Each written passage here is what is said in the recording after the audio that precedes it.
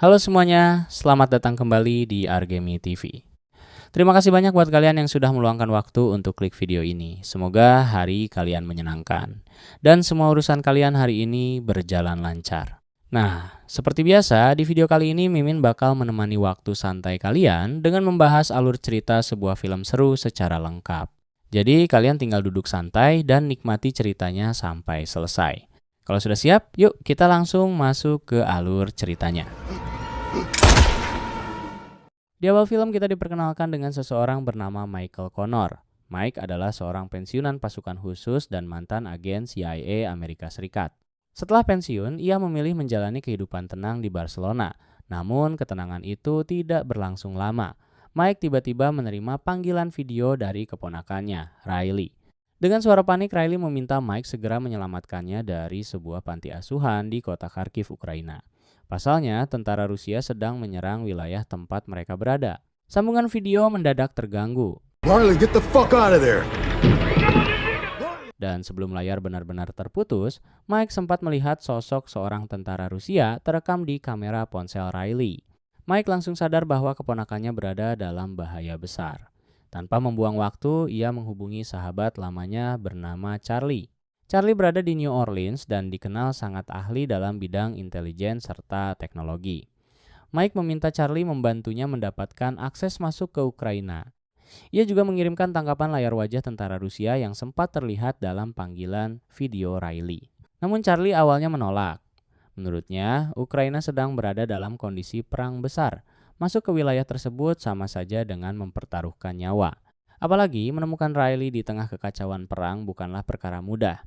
Tetapi Mike tidak meminta Charlie mencari Riley. Ia hanya membutuhkan akses untuk masuk ke Ukraina.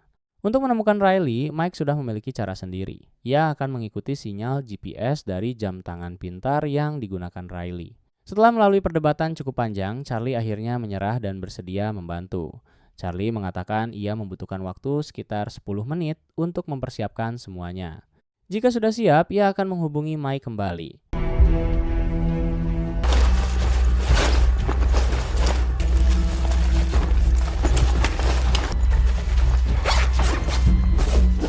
Sepuluh menit kemudian, Charlie menelepon. Ia memberitahu bahwa 2 jam lagi akan ada penerbangan dari Bandara Barcelona El Prat menuju wilayah Ukraina.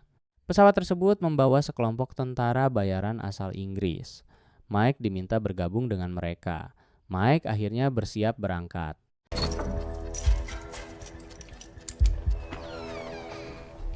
Sementara itu, cerita berpindah ke Kharkiv. Seorang polisi Ukraina ditangkap dan kemudian dieksekusi oleh tentara Rusia.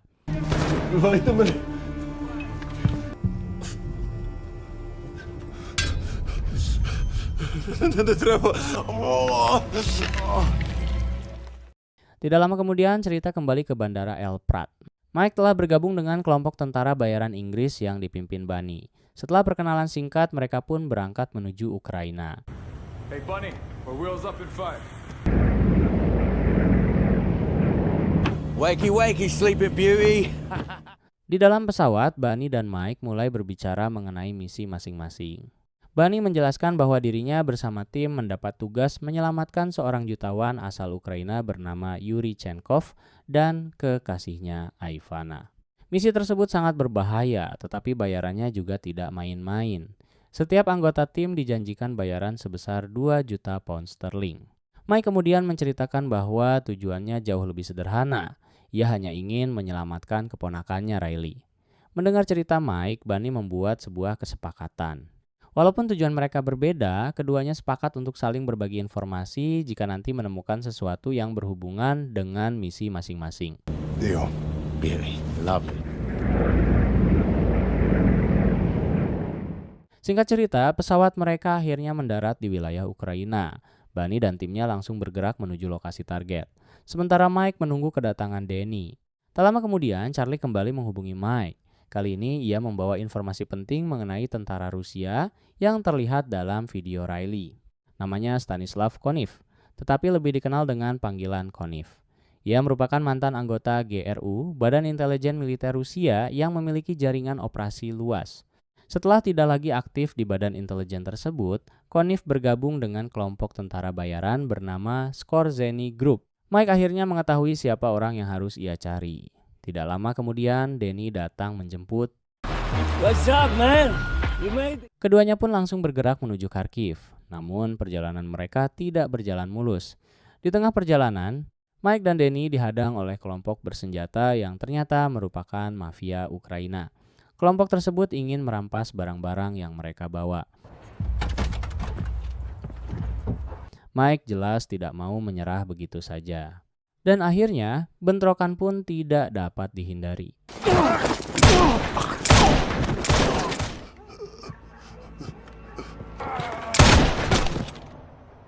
Told you I had this! Setelah berhasil melewati kelompok tersebut, Mike dan Danny melanjutkan perjalanan. Mereka kemudian tiba di rumah Danny. Di sana, Danny memperkenalkan Mike kepada istri dan anak-anaknya. Mike baru mengetahui bahwa sebenarnya Danny bersama keluarganya berencana meninggalkan Ukraina. Namun karena Charlie meminta Danny membantu Mike, rencana tersebut terpaksa dibatalkan. Istri Danny tentu kecewa. Mike yang mengetahui hal tersebut hanya bisa terdiam.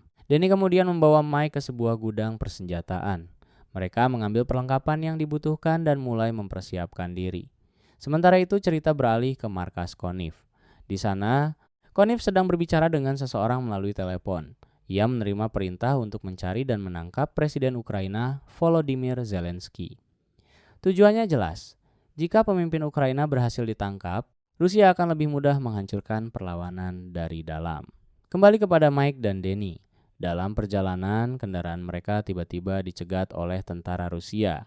Tanpa banyak bicara, kontak senjata pun terjadi.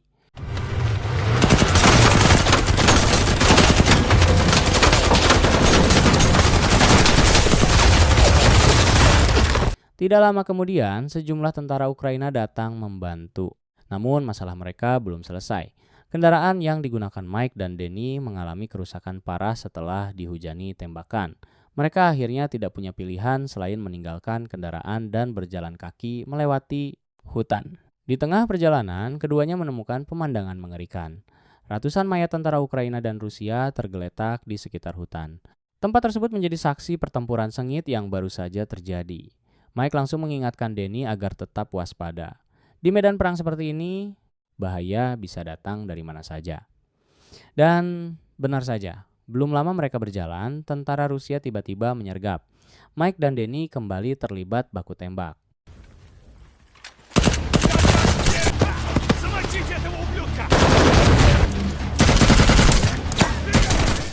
Pertempuran berlangsung sengit. Namun pada akhirnya mereka berhasil menumbangkan para tentara Rusia. Masalah baru kembali muncul. Sekelompok tentara Ukraina datang dan langsung menodongkan senjata kepada mereka. Danny kemudian berbicara menggunakan bahasa Ukraina dan menjelaskan siapa mereka serta tujuan keduanya berada di wilayah tersebut. Setelah memahami situasinya, tentara Ukraina akhirnya menurunkan senjata. Mereka bahkan mengajak Mike dan Danny bergerak bersama. Namun perjalanan kembali berubah menjadi kekacauan. Tak lama setelah mereka berangkat, kontak senjata kembali terjadi. Kali ini serangan datang dari darat dan udara.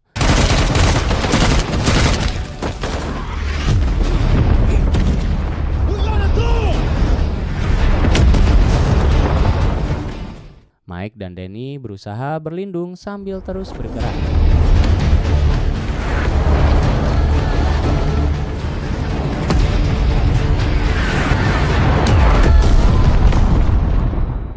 Beruntung keduanya masih berhasil selamat, meskipun mengalami beberapa luka. Mereka tetap memaksakan diri untuk melanjutkan perjalanan menuju Kharkiv.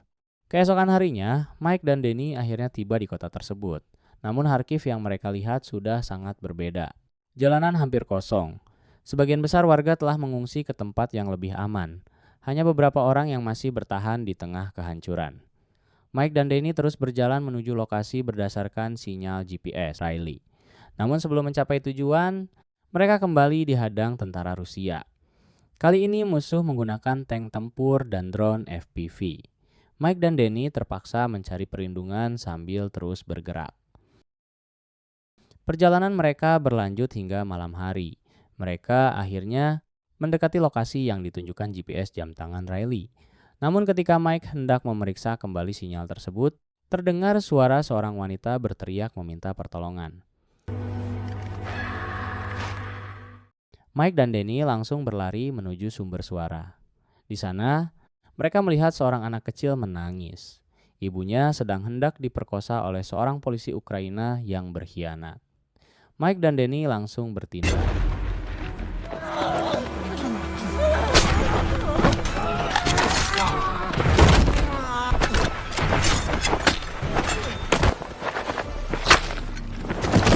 Mereka membawa wanita tersebut bersama anaknya ke sebuah bangunan untuk berlindung sementara. Setelah memastikan keduanya aman, Mike meminta Danny menjaga mereka. Sementara Mike akan melanjutkan pencarian Riley sendirian. Sebab berdasarkan GPS, posisi Riley berada tidak jauh dari lokasi mereka. Mike berjalan mengikuti sinyal tersebut. Semakin dekat, suasana semakin mengerikan. Ia menemukan banyak mayat tentara Ukraina dan Rusia yang tewas dalam pertempuran beberapa hari sebelumnya. Namun saat tiba di sana, ia menemukan sesuatu yang membuat langkahnya terhenti. Jam tangan pintar milik Riley sudah berpindah tangan. Jam tersebut sekarang berada di tangan seorang tentara bayaran Rusia. Mike langsung menyadari kemungkinan terburuk. Riley mungkin sudah tewas. Setelah itu, Mike menghubungi Charlie dan memberitahu bahwa ia telah menemukan jam tangan Riley tetapi tidak menemukan keponakannya. Mike kemudian meminta Charlie melacak lokasi kelompok tentara bayaran yang dipimpin Conniff. Jika Riley benar-benar telah dibunuh, Mike berniat membalas dendam. Namun sebelum pembicaraan selesai, terdengar suara tembakan dari arah tempat Danny berada. Mike langsung bergerak kembali. Ketika tiba di lokasi, Mike menemukan Danny sedang terlibat baku tembak.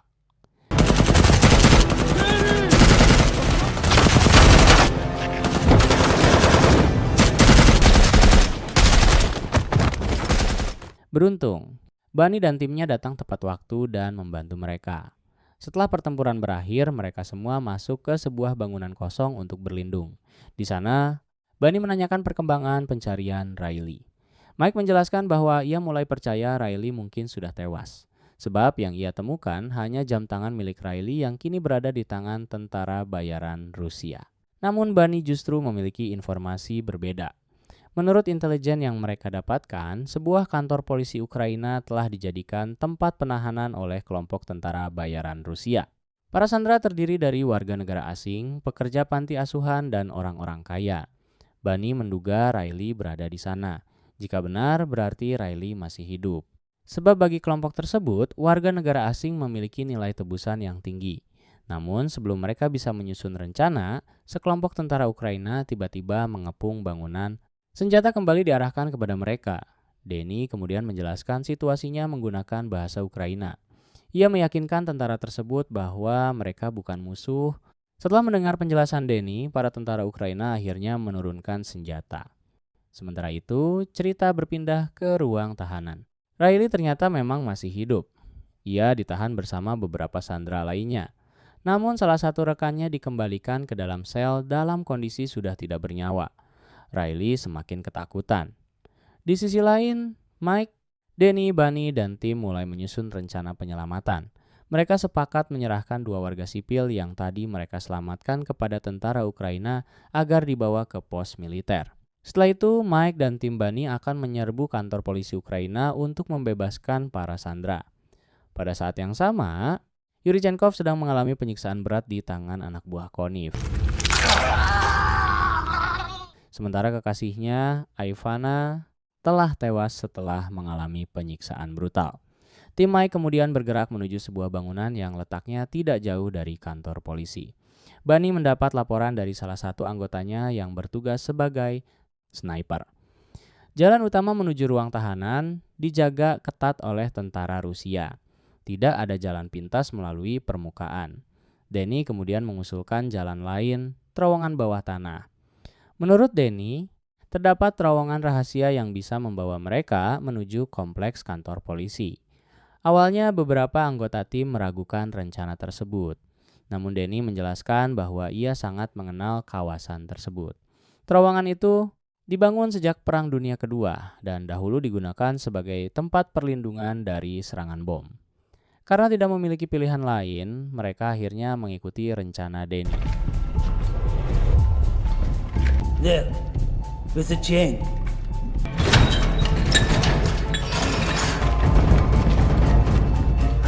Go in front of me. This is it, right? Sebelum memasuki terowongan, Mike menghubungi Charlie. Ia memberitahu bahwa Riley kemungkinan masih hidup dan ditahan di kantor polisi yang kini dikuasai kelompok Conniff. Mike meminta Charlie menyiapkan tim ekstraksi. Mereka membutuhkan bantuan untuk keluar setelah para sandera berhasil dibebaskan.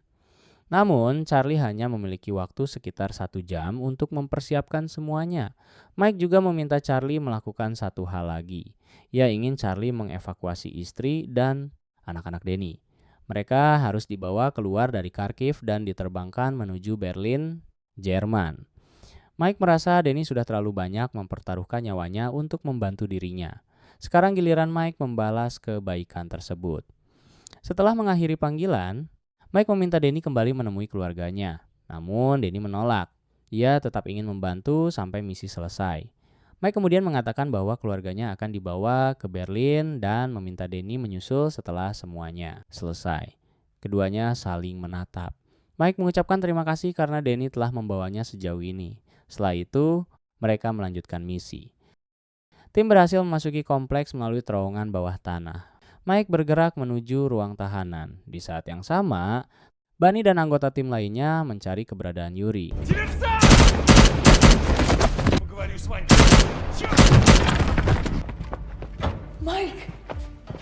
Mike akhirnya menemukan sebuah sel dan di sana ia melihat orang yang selama ini ia cari. Mike segera membebaskan Riley bersama salah satu sandera lainnya. Keduanya kemudian dibawa keluar dari gedung sambil menunggu Bunny dan tim menyelesaikan pencarian Yuri. Namun Conniff mengetahui markasnya sedang diserang.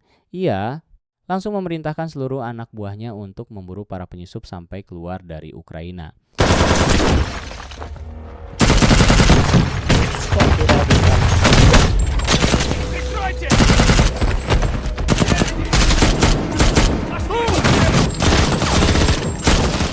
Pertempuran semakin brutal. Mike dan Riley berusaha keluar sementara tembakan terdengar dari berbagai arah. Di sisi lain, Bunny akhirnya menemukan Yuri, namun semuanya sudah terlambat. Yuri ditemukan tewas terduduk di salah satu ruangan. Karena tidak ada lagi yang bisa diselamatkan, Bunny memerintahkan seluruh tim mundur menuju titik ekstraksi. Mereka harus keluar secepat mungkin. Namun jalan keluar sudah dipenuhi musuh. Baku tembak besar pun terjadi.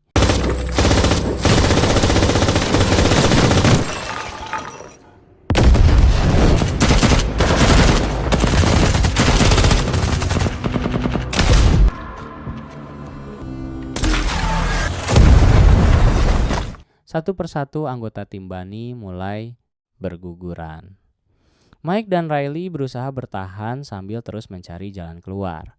Di tengah kekacauan tersebut, Charlie menerima kabar buruk dari anak buahnya. Tim helikopter yang seharusnya menjemput Mike dan rekan-rekannya ternyata dialihkan untuk melakukan evakuasi medis warga sipil. Artinya, mereka tidak akan mendapatkan ekstraksi. Mike dan timnya harus mencari jalan keluar sendiri. Situasi semakin buruk. Amunisi mulai habis. Musuh mengepung mereka dari berbagai arah.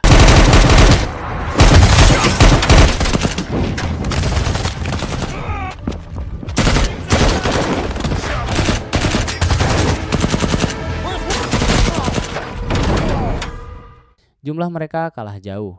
Namun ketika semuanya tampak berakhir, sebuah tank milik tentara Ukraina tiba di lokasi. Tank tersebut langsung melepaskan tembakan ke arah pasukan Conniff.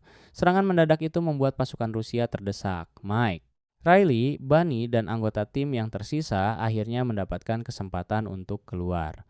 Pertempuran pun perlahan berakhir. Keesokan paginya, Charlie kembali dihubungi Mike. Kali ini kabarnya jauh lebih baik. Mike dan Riley telah berhasil mencapai garis belakang pertempuran. Mereka diselamatkan oleh pasukan Ukraina dari Brigade ke-93. Ia juga memberitahu Mike bahwa keluarganya Danny berhasil dievakuasi. Istri dan anak-anak Danny akan diterbangkan menuju Berlin pada sore hari. Setelah menerima kabar tersebut, Mike segera memberitahu Danny. Mike berharap Danny ikut pergi bersama keluarganya. Namun Danny menolak. Ia mengatakan bahwa sudah waktunya membela tanah airnya. It's my home. Danny memilih tetap tinggal di Ukraina. Ia bahkan memutuskan bergabung dengan tentara Ukraina untuk ikut bertempur melawan invasi Rusia di garis depan. Demikianlah alur cerita film kali ini. Terima kasih banyak buat kalian yang sudah klik video ini dan menonton sampai akhir. Mohon dukung terus channel YouTube ini dengan cara klik tombol subscribe, like, dan tinggalkan komentar jika video ini menghibur. Saya Kiko, sampai jumpa lagi di video alur cerita film berikutnya.